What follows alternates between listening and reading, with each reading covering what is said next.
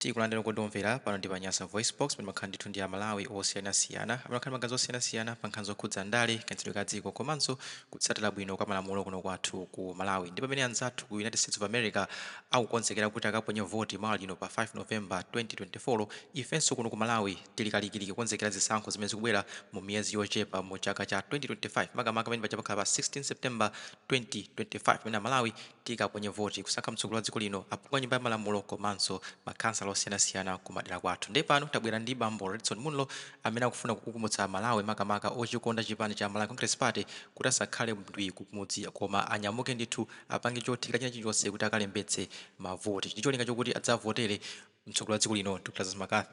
Chakwera. Ndiyete nkhani imodzi kuti voti ya Munlo akuti bwanji pa nkhani yokalembetsa kuvota komanso pa nkhani yopemeza anzawo chipani cha MCP kuti akavotere mtsogoleri wa dziko lino Dr. Chakwera. Ndipo akamaliza tupemphani mwachizolowezi kuti imike makompansano in the comment section below kuti zimene anena Munlozi inuyo ngati Malawi wovota mukugwirizana nazo kapena simukugwirizana nazo. Mutuza in the comment section below pano pa Nyasa VoiceBox. Amalawi anzanga kwina kulikonse kumene muli. Ine ndine Redson Munlo emwe uja amene mandidziwa ndipo ndabwera lero pano kuti timenezane. Kalembera ali nkati olembetsa anthu amene adzaponye voti chaka chamawa. Mu malipoti ochepa amene talandira ndi akuti Amalawi ambiri sakupita kukalembetsa. Muchifukwa ichi tachiona chinthu chofunikira kwambiri kuti Amalawi anzanga lero ndilankhule nanu. Maka pamene kalembera ameneyu waonjezeredwa masiku komanso pamene tikuyembekezera kunena kuti fezi yachiwiri ikubwera yomwe ikhalenso ikulembetsa. Ndikumemezeni Amalawi nonse kumene muli, achinyamata nonse kumene muli, asungwana, azimayi, azibambo. Malawi ndi wathu. Ndipo tsiku ili la pa 16 September chaka chamawa ndi tsiku limene limabwera kamodzi pa zaka 5.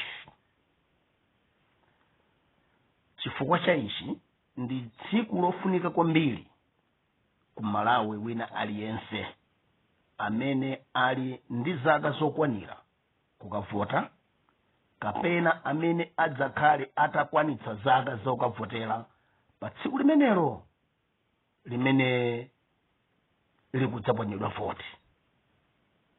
Tikumemeni Amalawi kuna kulikonse kuti mukavote.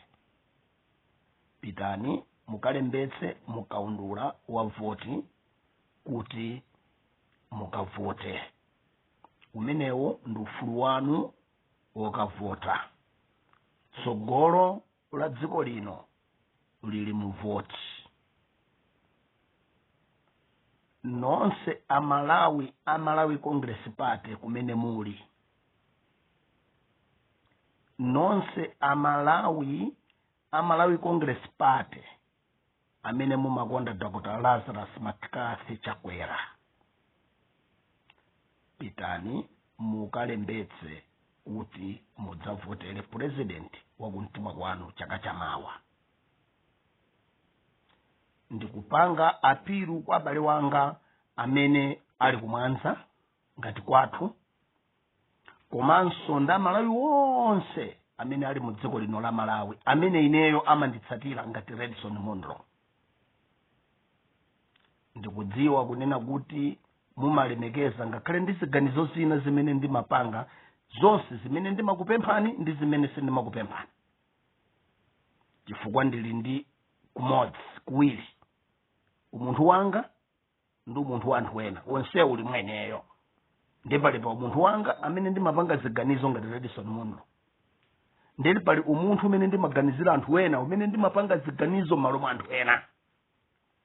Wajaiji abale wanga nonse amene mmanditsata ngati Redson Munlo, munthu une ndine activist ngakhale kuti ndine wandale ndili ndi anthu amene amanditsata amene amandilemekeza amene ngakhale ntapanga chiganizo choyamba ndale munandiyamikira kwambiri munabwera ku inbox munandimbira mafoni kundiyamikira ndikulankhula ndi Amalawi amene wowo osati Amalawi amene anadana ndi chiganizo changa koma Amalawi amene anakondwera ndi chiganizo changa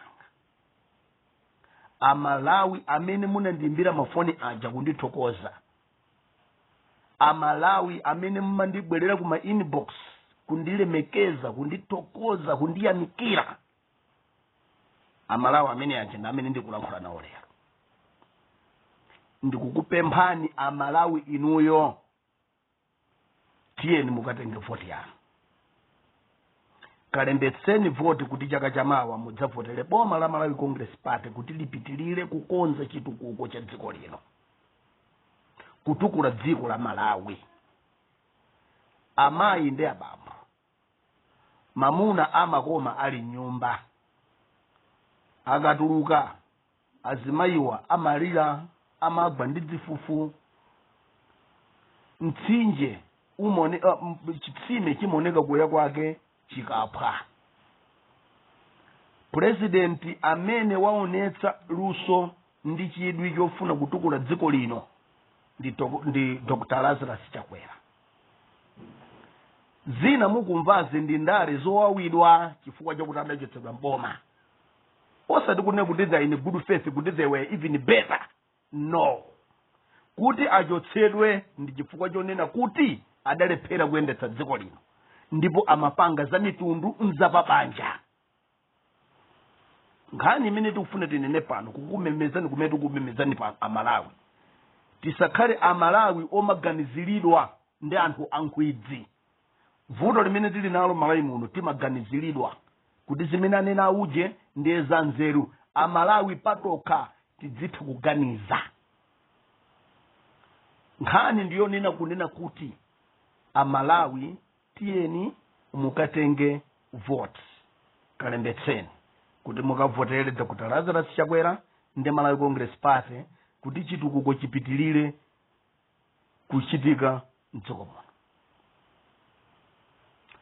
Amalawi ndikubwerezanso munthu asakunamizeni amene akufuna adzibwera pano adzikunamizaniwo ngati lero inuyo muli osauka anapangitsa kuti musauke sa Chakwera anthu amenewo ndi amene anapanga umphawi wanu chifukwa akadakhala kuti iwo amene amalamulira dziko lino analilamulira bwino nkuti kunali equal distribution of our resources lino panopo inuyo muli olemera ngati lero muli osauka lero mukugona ndi njala lero simungathe kudzidyetsa lero simungakwanitsa kutumiza ana anu a skulu nkuwalipirira fees adapangitsa sa Chakwera adapangitsa ndi amene iwo amalamulira zaka 5 kapena 4 zapitazo chifukwa adalephera kuyika maziko oyenera woti inu panokha mukhoza mapanga zinthu nkumakwanitsa kudyetsa nyumbani chimene wamafuna adzikupatsani zinthu zoti lero mukadya lero mawa mupite mukapemphenso adzika kuti kwanani mukakhala galo pamaso pawo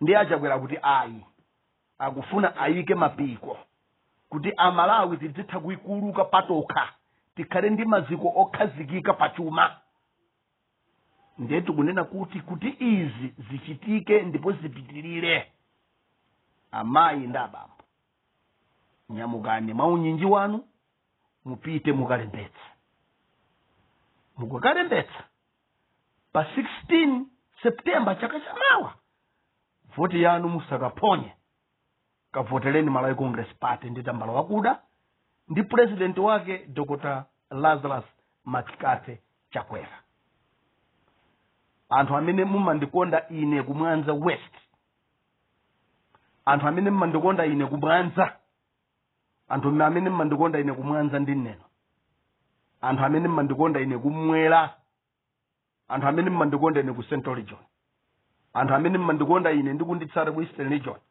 anthu amene mumandikonda ndikunditsata ku Northern Region boma lofuna kuvotera kuti lipitilire ndi la Malawi Congress Party ine ndikudziwa kuti ndalankhulazi sizinasangalatse wina aliyense ndipo sindikulankhula pano kuti ndisangalatse wina aliyense amene uthenga wakomera uwu awulandira ndipo amva nawo kukoma amene wawawa udzawawabe mpaka kalekale.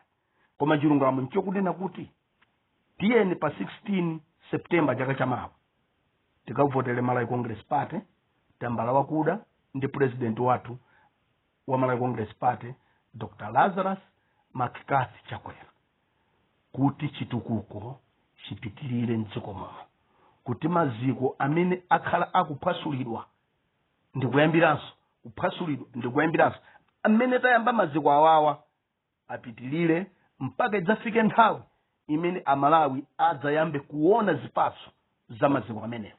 Andi maziko amenewa amene tingapange kuti Amalawi mudzaone ndife Malawi Congress Party motsogozedwa ndi Dr. Lazarus Makikasi Chakwera zaka 5 zina zikubwera.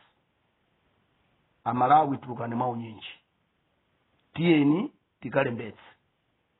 Ndipo pa 16 September chikwanje chathu nchimenecho chodzachotsa anthu onse amene akuchita matukutuku kumasokoneza Malawi dziko muno chifukwa cha dzina loti Yesu. Amen.